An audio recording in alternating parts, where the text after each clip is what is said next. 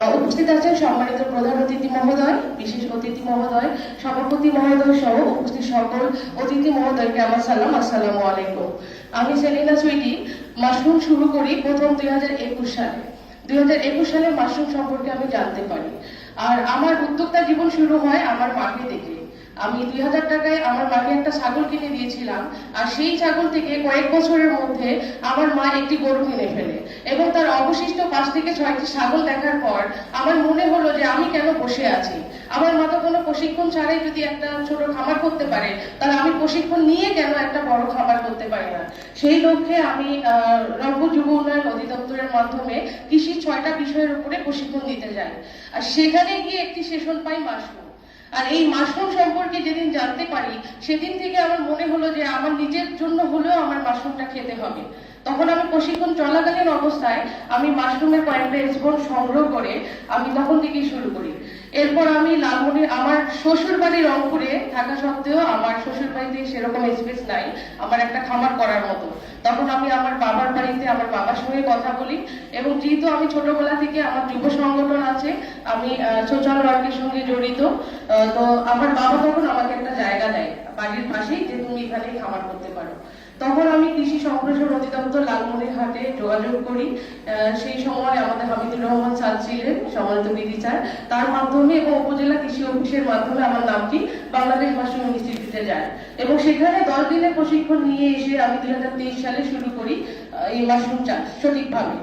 এরপর থেকে দেখা গেল যে এলাকায় অনেক রকমের কথাবার্তা, অমুকের মেয়ে ব্যাঙের ছাতা চাষ করে, পড়াশোনা করে কোনো চাকরি হলো না, কিছু হলো না। তখন আমি কি করলাম যে আমার মাশরুমটা যখন চাষ করলাম, আমার এলাকায় তো কেউ কিনে না।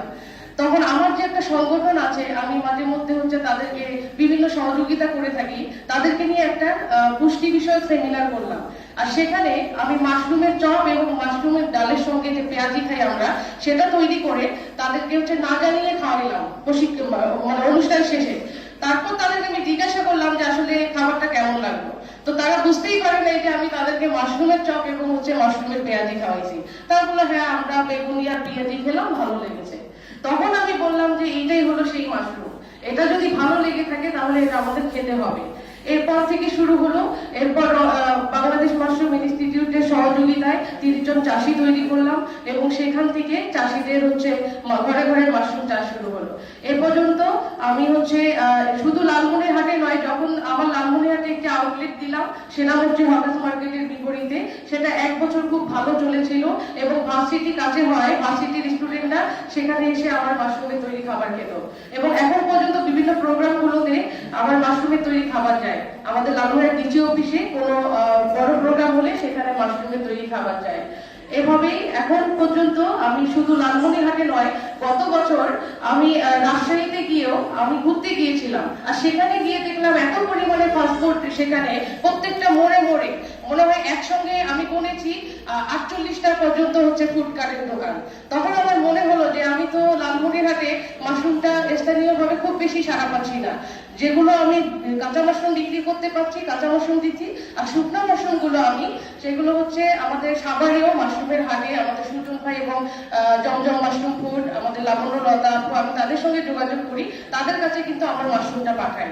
তো তখন আমার মনে হলো যে রাজশাহীতে কেন আমি এটা করতে পারি না।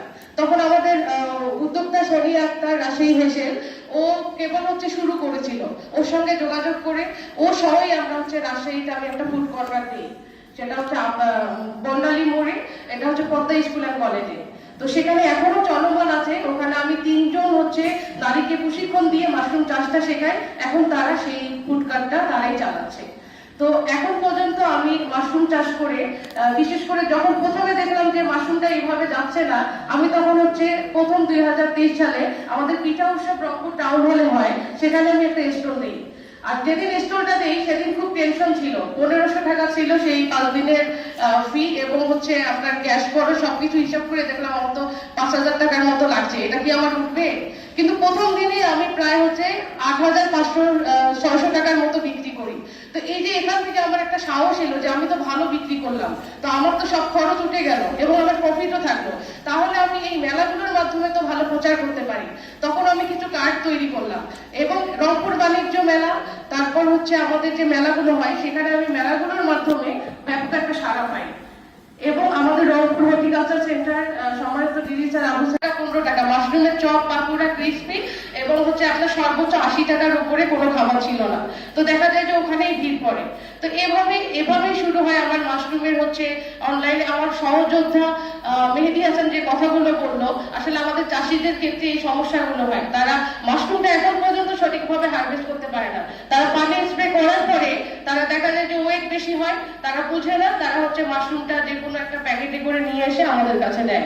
তখন আমাদের জন্য খুব কষ্টসাধ্য হয়। অনেক সময় দেখা গেছে অনেক মাশরুম আমাদের নষ্ট করতে হয়। তো আসলে মাশরুমের বাজারটা অন্তত পক্ষে এখন আমাদের মানুষ সচেতন যে তারা মাশরুমের যে পুষ্টিগুণ আছে এটা কিন্তু মানুষ জানে, আগে কিন্তু জানতো না। এই অর্থ বছরে আমি যুব উন্নয়ন অধিদপ্তরের মাধ্যমে প্রায় 180 জনকে রংপুর সদর উপজেলা, লালমনিরহাট সদর উপজেলা, আদিতবাড়ি উপজেলা এবং কুড়িগ্রাম সদরে 180 জনকে প্রশিক্ষণ দিই মাশরুমের উপরে। এবং ব্রাকের যে স্কিল ডেভেলপমেন্ট প্রোগ্রাম আছে সেখানেও আমি প্রশিক্ষক হিসেবে কাজ করছি। তো এভাবে আমাদের মাশরুমটা সম্প্রসারণ হচ্ছে। বাজার নাই বললে হবে না, আমাদের আজ থেকে এখন থেকেই শুরু করতে হবে। আমাদের মার্কেটিং যে পলিসিগুলো আছে এগুলো, এই যে আমরা একটু আগে কুড়িগ্রামের রাহেলা আন্টির কথা শুনলাম, এই রাহেলা আন্টির ছেলে প্রথম হচ্ছে তার মাশরুমটা শুরু হয় আমার হাত দিয়ে। তার ছেলে আমার সঙ্গে অনলাইনে যোগাযোগ করে, ইউটিউবে আমার নিউজ দেখে, সেখান থেকে আমার ফোন নাম্বার কালেকশন করে তার বাবা মারা যাওয়ার ঘটনাটি বলার পর আমি নিজে ছুটে যাই তার বাসায়, সেই কাঁঠাল বাড়িতে গিয়ে আমি 2 দিনে তাকে মাশরুম চাষ শেখাই এবং তিনি সেদিন থেকে মাশরুম চাষ শুরু করেন। আজকের উদ্যোক্তা রাহেলা আন্টি আজকে একটা সফল উদ্যোক্তা হয়ে উঠতে পেরেছেন। তো এরকম অনেক উদ্যোক্তা তৈরি হচ্ছে, আমরা চেষ্টা করে যাচ্ছি মাশরুমটাকে, এবং বিশেষ করে